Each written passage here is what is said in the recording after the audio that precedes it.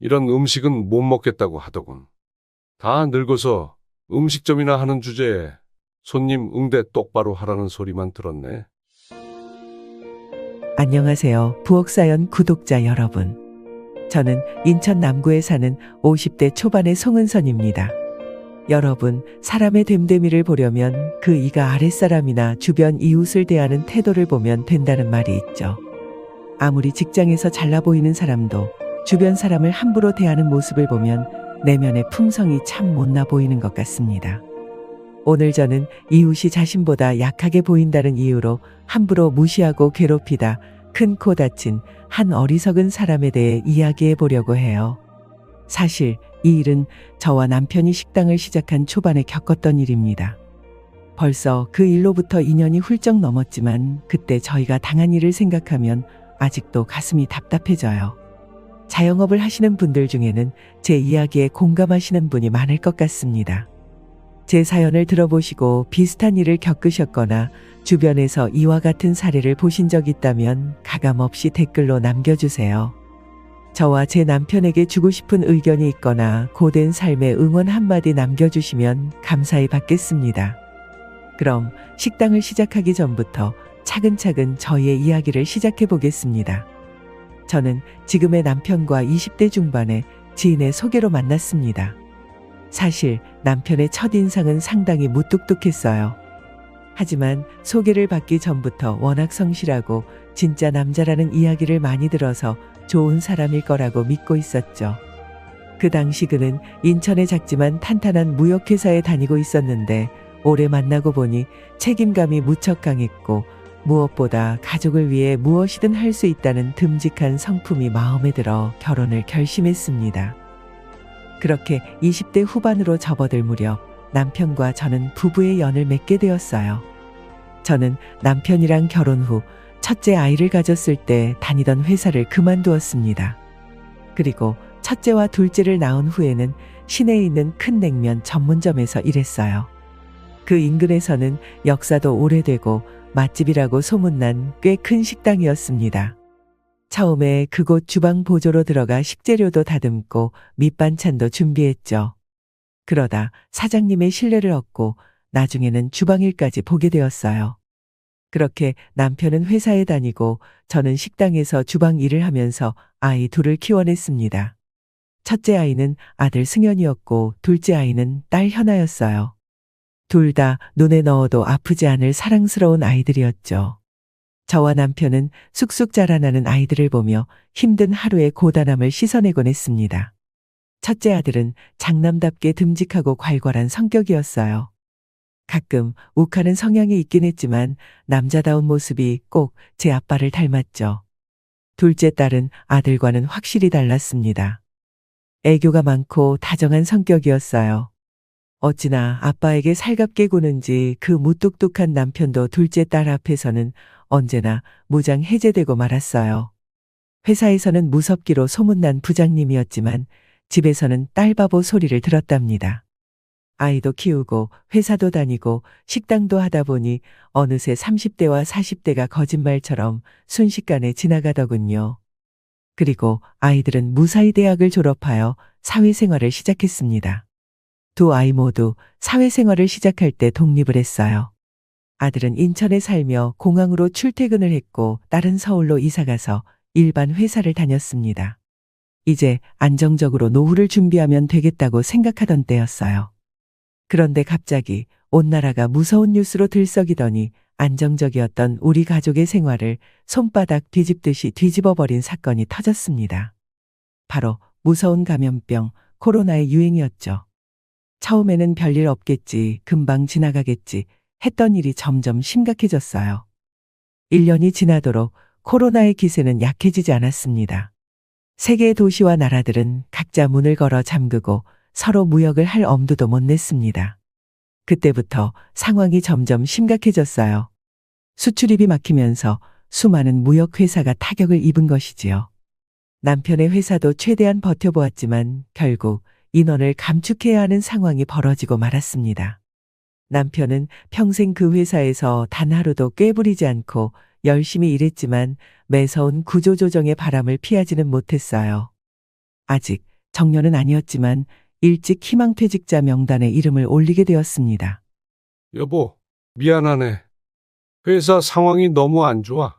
승연 아빠, 괜찮아요. 어차피 정년이 많이 남았던 것도 아니잖아요. 우리도 준비했던 일이고 너무 마음 쓰지 말아요. 그동안 고생 많았어요. 저는 축 처진 그의 어깨를 다독여 주었지만 남편은 힘없이 웃어 보일 뿐 기운을 쉽게 차리지 못하더군요. 평소 무뚝뚝한 남편이었지만 그 일 이후로 한동안 많이 힘들어하는 모습을 보였습니다. 자신감이 위축된 그의 모습을 보면서 제 마음도 무척 아팠어요. 남편은 항상 우리 가정의 든든한 버팀목이었는데 그런 그가 흔들리는 모습을 보니 마음이 찢어질 듯했죠. 자식들도 아버지를 위로하려고 애썼지만 남편의 마음을 달래기에는 역부족이었습니다. 하지만 남편은 언제까지 축 처져 있을 사람은 아니었죠. 한 달 정도 지나고 진지하게 다음 일에 대해서 고민하기 시작했습니다. 그러던 어느 날 저에게 우리의 식당을 개업하는 게 어떻겠냐고 제안했어요. 여보, 오랫동안 고민해봤는데, 우리 퇴직금으로 식당을 개업해보는 건 어때? 식당이요? 당신이 큰 냉면집에서 오래 일했으니까 식당 운영 노하우도 알고 있고, 또 당신도 언제까지 다른 집 식당에서 일할 수는 없잖아.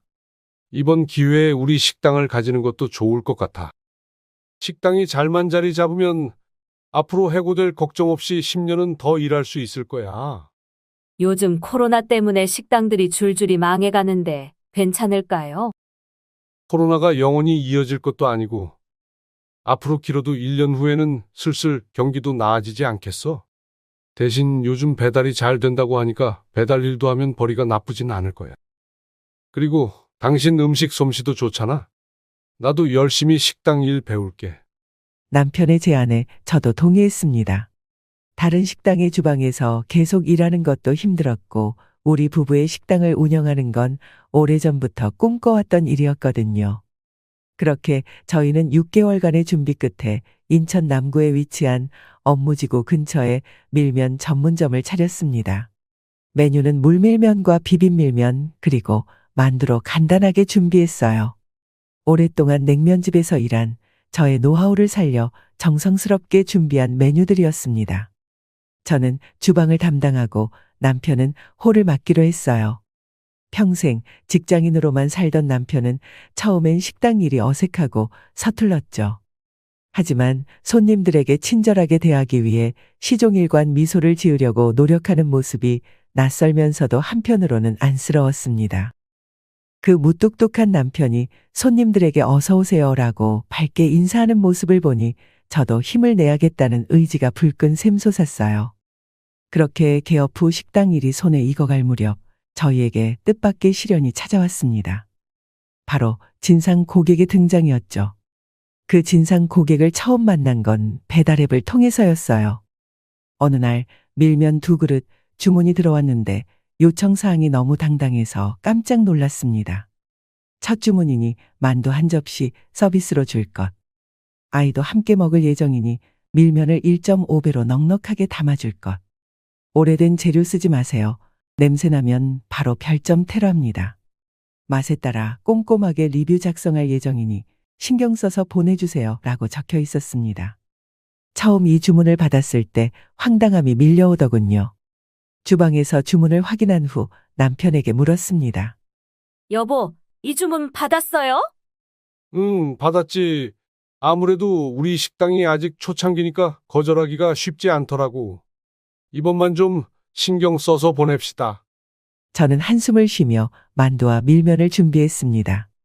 밀면은 그 손님의 요청대로 1.5배를 넣으면 국물을 담을 공간이 부족하여 맛이 떨어지기 때문에 면의 양을 살짝만 더 담았어요. 뉴스에서 이런 사연을 보긴 했지만 실제로 이런 주문을 받아보니 처음엔 기분이 나쁘기보단 가슴이 떨렸습니다. 마치 가게의 평판을 빌미로 협박을 당하는 느낌이었죠. 여보, 이 정도면 만족할 거야. 처음부터 나쁜 리뷰를 받으면 안 되니까. 이 정도 정성이면 되겠지. 남편이 그렇게 말하며 저를 다독여 주었습니다. 그러나 리뷰는 우리 기대와는 정반대였어요. 별 2개, 실망스러움. 그 손님은 밀면의 양이 충분하지 않아 아이까지 먹기엔 부족했다고 불평한 것이었습니다. 밀면을 2그릇 주문해 놓고 3그릇 양으로 주라는 억지도 모자라서 악평까지 남기다니. 정말 화가 났지만 남편은 최대한 침착하게 답글을 달았습니다. 고객님, 주문하신 음식이 만족스럽지 않았다니 죄송합니다. 그런데 요청하신 양만큼 면을 넣게 되면 국물의 양이 모자라 오히려 맛이 떨어질 수 있어 맛을 최대한 지키는 선에서 넉넉하게 넣어드렸어요. 다음에는 더 만족하실 수 있도록 최선을 다하겠습니다. 저는 남편에게 볼멘 소리로 그렇게까지 고객의 비위에 맞춰야 하느냐고 불평했습니다. 그러자 남편은 저를 달래며 다음에는 이런 과한 요구에는 맞춰주지 말자고 이야기했죠. 아니나 다를까 며칠 후 같은 손님에게서 또 주문이 들어왔습니다. 이번에도 저번처럼 만두 한 접시를 서비스로 달라는 요구 사항이 적혀 있었고 밀면의 양을 넉넉하게 넣어달라는 요청도 있었어요.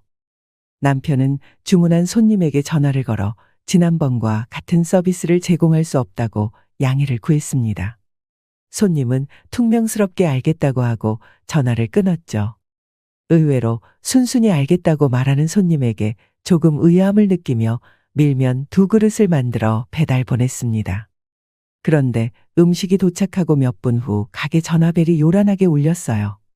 네, 밀면 전문점입니다. 저 방금 배달받은 사람인데요. 지금 장난하세요? 네? 무슨 일이죠? 무슨 밀면 맛이 있다위야. 국물이 맹숭맹숭해서 물 탄 것 같잖아요. 밀면 양은 제대로 넣은 거 맞아요? 한 젓가락도 안 되는데 돈은 돈대로 처받아 놓고 음식 똑바로 못 만들어? 배달 보내기 전에 확인도 안 하는 거야? 갑자기 쏟아지는 항의에 정신이 아득해졌어요. 남편은 정신을 가다듬고 정확히 문제가 무엇이냐고 다시 물어봤습니다. 그 손님은 음식의 맛도 양도 모두 엉망이라고. 도저히 이런 쓰레기 같은 음식은 못 먹겠다며 당장 다시 가져가고 환불도 해달라고 하더군요. 처음에는 정말 뭐가 잘못된 줄 알았어요. 남편이 직접 배달된 밀면을 다시 회수하러 갔습니다. 음식을 가지고 돌아온 남편의 표정은 무척 어두웠어요. 돌아온 음식을 확인해 보니 밀면은 맛도 양도 모두 정상이더군요. 저는 화가 나서 남편에게 물었습니다. 여보, 도대체 그 손님은 뭐라고 하면서 이걸 다시 돌려보내요? 아니, 음식이 멀쩡하잖아. 그냥 말이 안 통했어. 이런 음식은 못 먹겠다고 하더군. 다 늙어서 음식점이나 하는 주제에 손님 응대 똑바로 하라는 소리만 들었네. 저는 남편의 입에서 나온 말이 너무 충격적이라 차마 말을 잇지 못하고 입만 딱 벌리고 있었습니다. 음식에서 노인 냄새 난다고 다시는 안 시킨다고 하던데. 리뷰도 나쁘게 작성할 거고 온 동네에 소문 다 낸다고 하더군. 걱정이야. 여보, 무슨 그딴 소리를 귀담아 들어요. 그 사람 말에 너무 마음 상한 건 아니죠? 그만 잊어버려요. 남편을 애써 위로했지만 그런 폭언을 직접 들은 남편의 충격은 쉽사리 사라지지 않는 듯했습니다. 남편은 점점 더 의기소침해졌어요. 그동안 힘들게 일해온 남편이 이렇게 상처받은 모습을 보니 저도 마음이 아팠습니다. 남편은 집에 돌아와서도 그 말을 계속 생각하는지 멍하게 앉아 있었어요. 저는 다가가서 그의 손을 꼭 잡고 위로를 했죠. 여보, 결국 음식이 맛있으면 이상한 손님 하나 있어도 장사하는데 아무 지장이 없어요. 그런 사람 말에 너무 신경 쓰지 말아요. 고객에게 그런 말을 들으니 내가 너무 속상하네. 내가 정말 잘못하고 있는 걸까? 그동안 맛있는 육수와 면을 만들기 위해 남편과 늦은 밤까지 고심하고 신선한 식재료와 청결한 주방을 위해 우리 부부가 얼마나 노력했는지 아마 옆에서 지켜보지 않았다면 아무도 모를 거예요. 이렇게 남의 고생을 아무것도 아닌 것으로 취급하며 한순간의 리뷰와 입소문을 무기 삼아 저희를 깔아뭉개려는 그 손님이 너무나도 원망스러웠습니다. 그 후로 남편은 점점 더 의욕을 잃어갔고 저는 그런 남편이 무척 걱정되었어요. 결국 저희는 당분간 배달을 쉬기로 했습니다. 다행히 코로나가 점점 사그라들면서 식당을 찾는 사람들이 늘어나는 추세였기 때문에 저희는 잠시 배달을 쉬면서 식당의 고객에게 집중하기로 했죠. 배달을 더 이상 하지 않기로 한 후 매상은 조금 떨어졌지만 그래도 식당은 안정적으로 운영되었습니다. 예전에는 배달 소리만 울리면 혹시 진상 고객일까 하는 불안함에 깜짝깜짝 놀라곤 했는데 그런 스트레스가 없으니 오히려 좋기도 했어요. 그렇게 잠시 평화로운 나날을 보내던 어느 날 한 여자 손님이 식당으로 찾아왔습니다. 놀랍게도 그 손님은 바로 배달로 저희를 괴롭혔던 진상 고객이었죠. 마치 예전의 기억은 모두 잊은 듯 너무나 소름 끼치는 미소를 지으며 단체 손님 예약을 하겠다고 거만하게 이야기하더군요. 왜 요즘 배달을 안 하세요? 밀면 먹고 싶어서 배달을 시키려고 해도 팔지를 않으니 시킬 수가 없네. 장사가 잘 되시나 봐요? 네, 식당 사정으로 잠시 배달을 쉬기로 했습니다. 제가 이 지역에서 가장 유명한 맘카페 회원인 거 아세요? 꽤 등급이 높아요. 지역 우수 회원이라고요. 네, 제가 저희 회원들한테 동네 맛집을 소개시켜주는 모임을 갖거든요. 이런 모임 다른 식당에서는 저한테 광고비까지 쥐어주면서 열어달라고 부탁하는데 저도 우리 회원들한테 신뢰라는 걸 가지고 있으니까 아무 식당이나 소개 못 시켜주거든. 네, 그러세요. 요즘 날씨도 점점 더워지고 해서 제가 이 집 한번 소개하려고 하는데 괜찮죠? 네? 네, 저희는 감사하죠. 한 20명 초대할 건데 음식은 공짜로 제공해 줄 수 있나요? 남편은 잠시 고민했습니다. 하지만 20인분을 무료로 제공해 달라는 건 무리한 부탁이었어요. 죄송하지만 음식을 무료로 제공해드리는 건 어렵겠습니다. 아쉽지만 모임은 다른 곳에서 하시는 게 좋겠어요. 남편의 정중한 거절에 그 손님은 안 잊고 온 듯 저희 남편을 위아래로 훑어보았습니다. 그리고 남편을 가르치듯 계속 무료로 음식을 제공해 줄 것을 요구했죠. 하지만 예전에 당한 일이 있는 남편은 다시 거절했습니다. 사장님, 맘카페에서 잘못 소문나면 이 동네에서 장사하기 어려운 거 모르세요? 아, 식당을 새로 오픈하셔서 아직 모르시나 봐요. 그러시면 안 되는데. 죄송하지만 음식 20인분을 무료로 제공해드리는 건 어려워서요. 양해를 부탁드립니다. 그 손님은 인상을 잔뜩 찌푸린 채 잠시 입을 꾹 다물었습니다. 애꿎은 식당 카운터만 노려보더군요. 그리고 결심한 듯 식당 예약을 잡았습니다. 사장님이 그러시면 어쩔 수 없죠. 그럼 제가 돈을 내고 먹을게요. 이번 주 토요일 오후 1시 20명 예약 가능하죠? 네? 정말이세요? 그럼요. 속고만 사셨나 봐? 제가 이번에 여름에 먹기 좋은 밀면을 소개한다고 미리 약속해서 그래요. 무료로 식사 제공해 주시면 좋겠지만 요즘 식당들 워낙 어렵고 하니까 제가 이해 못하는 건 아니에요. 이번엔 제가 사죠 뭐. 그 여자는 잔뜩 거드름을 피우며 주말 예약을 잡았습니다. 저는 그 손님의 예약이 탐탁지 않았지만 맘카페 회원이 20명이나 와서 음식 맛을 본다는 건 식당을 운영하는 입장에서는 거부하기 어려운 제안이었죠. 잘하면 식당이 크게 홍보되고 빠르게 자리 잡을 수 있는 절호의 기회였습니다. 토요일에는 손님이 많은 시간이었지만 저희는 맘카페 회원들에게 좋은 음식과 서비스를 대접하기 위하여 만반의 준비를 했어요. 다른 예약은 받지 않았고 테이블 세팅도 시간에 맞춰 완료했습니다. 그리고 예약된 1시를 앞둔 12시 30분경 식당 전화가 울렸습니다. 남편은 음식을 준비하느라 바쁜 와중에 달려가 전화를 받았어요. 밀면 전문점이죠? 오늘 1시 예약 취소할게요. 네, 취소라고요? 예약 시간 30분 전이라 취소는 어렵습니다. 이미 인원수에 맞춰 만두도 찜기에 다 올려놓은 상태고 밀면도 뽑고 있어요. 다른 손님한테 팔면 되잖아요. 어쨌든 오늘 못 가니까 취소해요. 대답을 하기도 전에 그 손님은 날카롭게 자기 할 말만 한 후 전화를 끊어버렸습니다. 남편은 수화기를 든 채 잠시 멍하게 서 있었어요. 그리고 머리가 어지럽다고 하며 비틀거리더니 그 자리에 주저앉았습니다. 승연 아빠, 쿵하는 소리를 듣고 저는 주방에서 준비하던 만두를 내팽개치며 급하게 홀로 나왔습니다. 남편은 낮게 신음하며 벽에 기댄 채 바닥에 앉아 있었죠. 그때 제가 무슨 정신이었는지 기억이 하나도 나지 않아요. 119에 신고를 하고 손님들에게 양해를 구한 후 가게 문을 닫지도 못한 채로 허둥지둥 남편과 병원에 갔습니다. 다행히 남편은 스트레스로 인한 일시적인 실신이라고 하더군요. 이름도 낯설었던 이 병은 마음의 병으로 생긴 듯 했습니다. 아마 그 진상 고객 때문에 받은 스트레스가 너무 컸기 때문이겠죠. 남편은 기운을 잘 차리지 못했고 병원에서도 쉬어야 한다는 말 외엔 뾰족한 치료 방법이 없었습니다.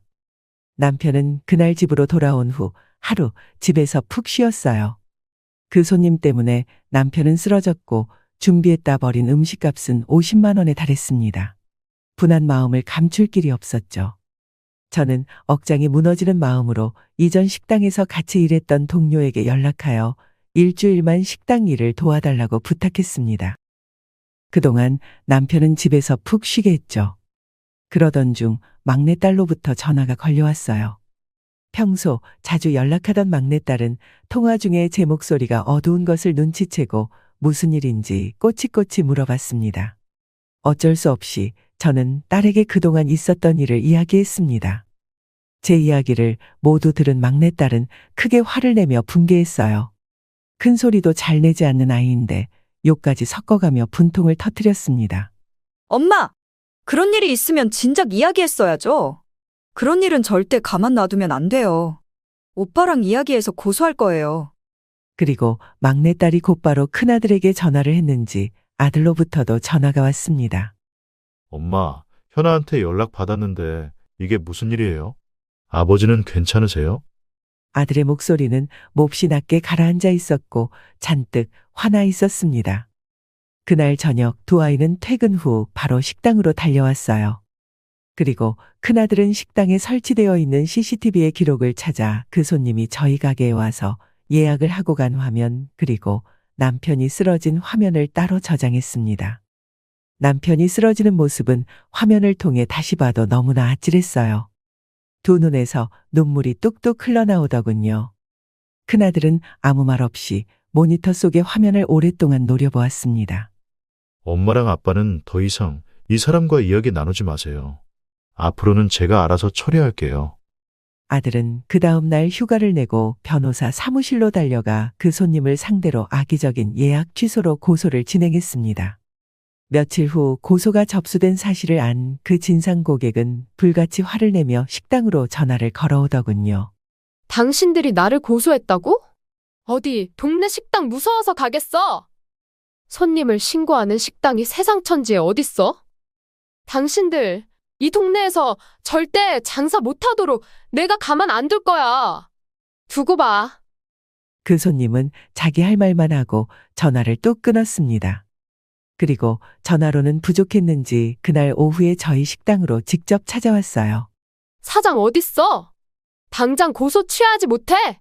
내가 누군 줄 알고 감히 신고를 해? 그때 식당에는 저희 큰아들이 와 있었어요. 고소장이 그 사람에게 전달되었다는 것을 알고 미리 식당에서 기다리고 있었죠. 최미경 씨? 여기서 이렇게 보내요. 아니, 당신은? 주사님이 왜 여기에? 사무소에서는 그렇게 얌전해 보이더니 내가 사람을 잘못 봤네. 여기 우리 부모님 가게예요. 네? 뭐라고요? 큰아들은 인천공항에서 일하고 있는 공무원이었어요. 7급 공채로 합격 후 주사보로 일하고 있었죠. 참, 이게 무슨 하늘의 장난인지. 그 진상 고객은 같은 부서에서 일하는 팀원이었습니다. 아들과 같은 팀에서 바로 아래 직급으로 있는 9급 공무원이었죠. 그 여자는 아들을 본 후 얼굴이 새하얗게 질리더니 저와 제 남편에게 삿대질하며 소리 지르던 당당함은 온데간데 사라지고 없었습니다. 주사님, 그게 아니라 저는 몰랐어요. 정말 죄송해요. 알고 모르고의 문제가 아니라 공무원 신분으로 소상공인에게 이런 추태를 부리다니 이게 무슨 짓입니까? 법적으로도 확실하게 조치할 거고 사무실에서도 징계 여부를 논의하겠습니다. 주사님, 제발 잠깐만요. 제가 설명할 수 있어요. 설명할 기회를 주세요. 정말 잘못했어요. 고소장 받아보셔서 아시겠지만 허위 예약과 취소에 대한 금전적 손해 그리고 저희 아버지가 그 일로 인해 받은 정신적 피해까지 모두 빠짐없이 보상하셔야 할 겁니다. 그렇게 아시고 이만 돌아가세요. 그 여자는 큰아들에게 매달리려고 했지만 아들은 차가운 손길로 그 여자를 식당 밖으로 쫓아버리고 말았습니다. 그 후 최미경 씨로부터 거듭 합의 요청이 왔지만 큰아들은 냉정하게 협상을 거절했어요. 법대로 끝까지 가자고요. 그렇게 법정 다툼이 벌어졌죠. 그곳에서 그 손님이 그동안 우리 식당을 상대로 했던 모든 일들이 낱낱이 밝혀졌습니다. 무리한 서비스를 요구하며 주문한 기록들, 주말 예약을 했던 CCTV 기록, 하지만 실제로 맘카페 회원들에게는 밀면 식당을 방문하자는 제한이 전혀 없었던 점, 예약 시간 30분 전 일방적인 예약 취소 통보까지. 그동안 단지 손님이라는 이유로 어려운 상인들을 지저분하게 괴롭혔던 기록은 보는 이로 하여금 저절로 눈살을 찌푸리게 만들었어요. 결국 식당 음식값에 대한 손해배상과 정신적 피해 보상까지 총 벌금 200만 원으로 판결이 내려졌습니다. 최종 결과를 받은 그 여자의 얼굴은 하얗게 질렸고 자신은 악의적인 마음으로 한 행동이 아니라는 사실만 끝까지 주장하며 억울하다고 소리 지르더군요. 끝까지 잘못을 뉘우칠 줄 모르는 추악한 모습이었죠. 그 진상 고객은 벌금과 함께 저희 변호사 비용까지 감당해야 했어요. 아무 생각 없이 자신의 스트레스를 풀기 위해 배배 꼬인 마음으로 주변 상인에게 악랄한 짓을 일삼았던 사람의 최후였습니다. 판결 후에도 모든 것이 끝난 것은 아니었어요. 그 진상 고객은 돈을 다 물어줄 수 없다며 저희 식당에 끊임없이 전화를 걸어 괴롭히기 시작했습니다. 그러자 나중에는 아들이 직접 전화를 받아 다시 경고했죠. 손해배상을 제때 하지도 않고 이렇게 수시로 식당에 전화해서 괴롭히는 거 업무방해인 거 아십니까? 업무방해로 고소 들어가면 벌금이 1,500만 원이에요. 이 고소까지 당하고 싶지 않으면 저희 가게에 전화도 하지 말고 주문도 하지 마세요. 당신 같은 사람은 손님도 뭣도 아닙니다. 그 뒤로 그 진상 고객의 전화는 더 이상 오지 않았습니다. 아들은 그 여자가 주문했던 어이없는 요청 사항들을 인터넷 게시판에 올렸어요. 소상공인을 괴롭히는 이런 주문은 절대 받으면 안 된다는 글을 함께 작성해서요. 그 게시물은 많은 사람들의 관심을 받았고 그 고객을 비난하는 댓글은 끝도 없이 달렸습니다. 나중에 공항 사무소에서 만난 그 여자는 아들에게 눈물까지 보이며 용서를 빌었다고 하더군요. 하지만 이미 벌어진 일을 주워 담을 수는 없었습니다. 사무소에서는 인터넷에서 비난받았던 그 진상 고객이 바로 최미경 씨라는 소문이 암암리에 나기 시작했어요. 결국 공무원의 체면과 위신을 깎아내렸다는 이유로 징계위원회가 소집되었고 그 여자는 가벼운 징계까지 받게 되었습니다. 나중에 큰아들에게 전해들은 바로는 더 이상 인천공항에서 일하지 못하고 다른 지방으로 전출을 신청했다고 하더군요. 큰 도시가 아닌 지방의 소도시로 이동을 원한다고 했습니다. 한편으로는 안쓰러운 마음도 없진 않지만 이렇게 혼쭐이 나지 않았다면 우리 가게가 아닌 다른 가게에서도 똑같이 행동했을 거라고 생각하니 이 정도 벌을 받는 게 맞다는 생각도 들었어요. 저와 남편이 겪었던 지옥 같은 스트레스를 아마 본인도 똑같이 당했을 겁니다. 비 온 후 땅이 더 단단해진다고 했던가요? 초창기 여러 가지 사건 사고들이 있었지만 저희 식당은 다행히 점점 자리를 잡아가기 시작했어요. 동네 맛집으로 소문이 나 이제는 단골도 꽤 많이 생겼습니다. 워낙 유동 인구가 많은 곳이라 저희 부부는 안정적으로 노후 준비를 마무리할 수 있었어요. 남편도 이제 식당 일이 제법 익숙해져서 손님을 응대하고 가게를 관리하는 일을 잘 해내고 있습니다. 그리고 무엇보다 많이 바뀐 점은 더 이상 진상 고객을 받지 않는다는 점이에요. 그런 고객을 상대하느라 에너지를 쏟을 바에는 그 힘으로 다른 매너 있는 손님들에게 더 좋은 음식과 서비스를 제공하는 것이 저희 식당의 기본 방침이 되었습니다. 그리고 손님보다는 식당에서 일하는 직원의 건강을 더 신경 쓰게 되었죠. 여러분, 참 거짓말 같지만 저희가 만났던 그런 진상 고객이 생각보다 흔한 사람이라는 걸 아시나요? 요즘 세상 살기가 팍팍한지 이렇게 스스로 독을 품은 사람들이 갈수록 많아지는 것 같습니다. 저와 남편은 지난 사건을 경험하며 그런 사람들을 만날 때 쉽게 상처받지 않고 의연하게 대처할 수 있는 단단한 사람이 되기로 마음먹었어요. 여러분도 의도치 않게 독을 잔뜩 머금은 사람을 만났다면 부디 크게 상처 입지 마시고 단단하게 대처하실 수 있기를 바랍니다. 오늘 제 이야기를 들어보시고 의견이 있으시다면 허심탄회하게 댓글로 남겨주세요. 답답한 속이 뻥 뚫리는 시원한 한마디도 좋고 또 이런 일이 있을 때 할 수 있는 대처법을 알려주신다면 많은 분에게 큰 도움이 될 것 같습니다. 그럼 길었던 제 이야기를 끝까지 들어주셔서 감사합니다. 항상 행복하세요. 오늘 사연 어떻게 들으셨나요? 이번 이야기가 구독자분들에게 따뜻한 위로가 되었으면 좋겠습니다. 느끼신 점이 있다면 댓글로 허심탄회하게 의견을 나눠주세요.